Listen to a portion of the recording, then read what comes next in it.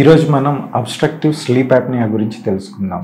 Hi, నేను doctor Ajith Kumar, pulmonologist and intensivist, working at Ashwini hospital, Yellareddypet.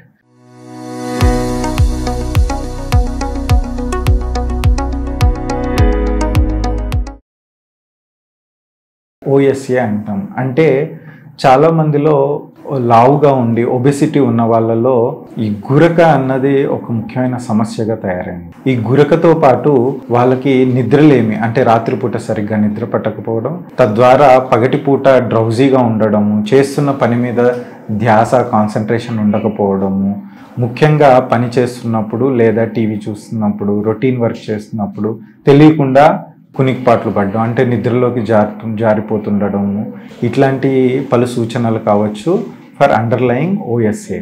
So obesity ఉన్న వాళ్ళు ఓఎస్ఏకి screen చేయించుకోవాల్సిందిగా సూచిస్తున్నాం. So దీనివల్ల ఇబ్బంది ఏంటి డాక్టర్ గారు, గురక కూడా ఒక వ్యాధేనా అని అడగొచ్చు.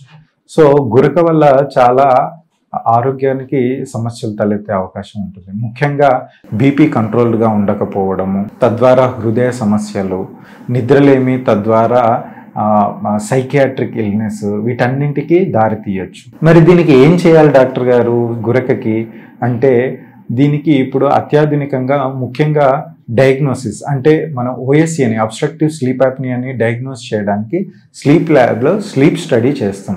స్లీప్ స్టడీ చేసి ఓఎస్ఏని నిర్ధారించిన తర్వాత దానికి మొట్టమొదటిగా సిప్యాప్ అనే థెరపీ ఇప్పుడు అందుబాటులో ఉంది. అంటే continuous positive airway pressure therapy.